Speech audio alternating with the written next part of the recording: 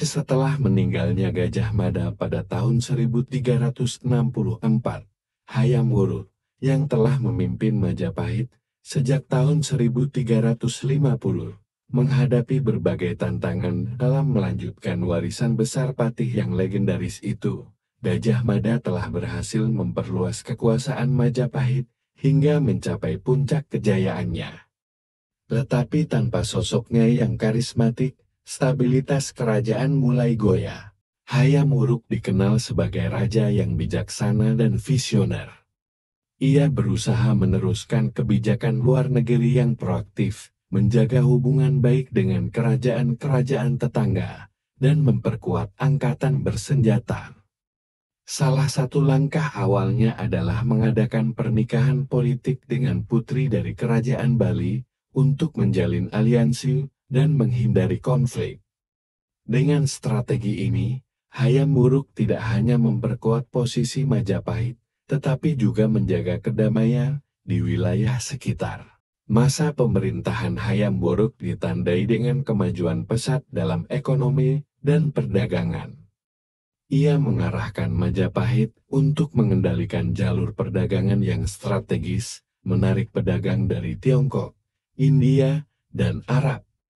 Hal ini memberikan keuntungan besar bagi ekonomi Majapahit dan meningkatkan kekayaan kerajaan. Dengan perdagangan yang berkembang, Majapahit menjadi pusat perdagangan yang ramai dan berpengaruh di Nusantara. Budaya dan seni juga berkembang pesat di masa pemerintahannya.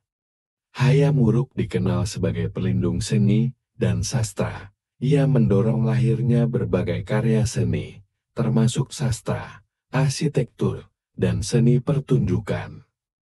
Salah satu karya monumental yang muncul pada masa ini adalah Nagarakretagama, sebuah puisi epik yang ditulis oleh M.P.U. Prapanca. Karya ini tidak hanya menggambarkan kejayaan Majapahit, tetapi juga menegaskan identitas budaya yang kaya dan beragam. Namun, tantangan juga muncul dari dalam. Hayam Wuruk harus menghadapi persaingan antara para bangsawan yang berambisi mendapatkan kekuasaan lebih.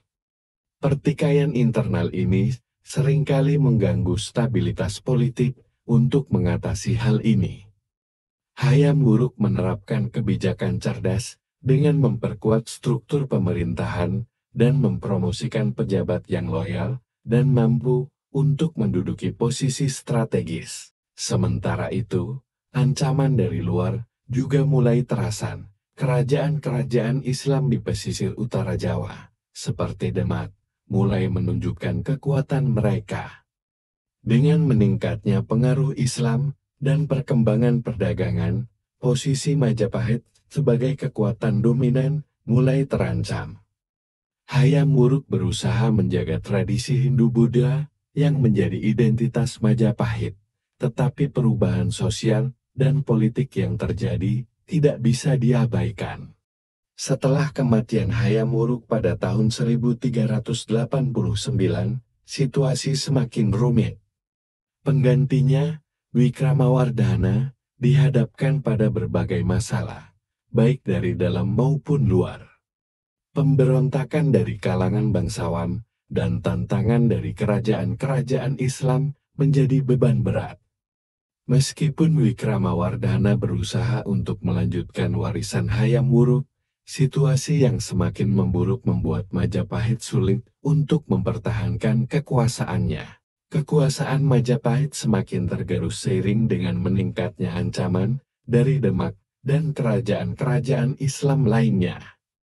Pemberontakan dan ketidakpuasan di dalam negeri mengakibatkan semakin banyak wilayah yang melepaskan diri dari pengaruh Majapahit.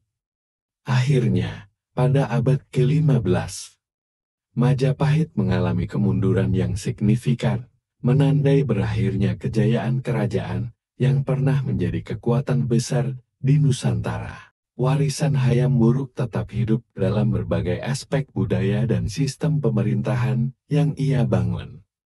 Meskipun Majapahit mengalami kemunduran, kontribusinya dalam seni, sastra, dan pemerintahan tetap dikenang dan menjadi bagian penting dari sejarah Indonesia. Kisah pemerintahan Hayam Wuruk adalah pelajaran berharga tentang kepemimpinan, diplomasi, dan kemampuan untuk beradaptasi dalam menghadapi tantangan zaman. Dengan begitu, Majapahit tetap dikenang sebagai salah satu kerajaan terbesar yang pernah ada di Nusantara.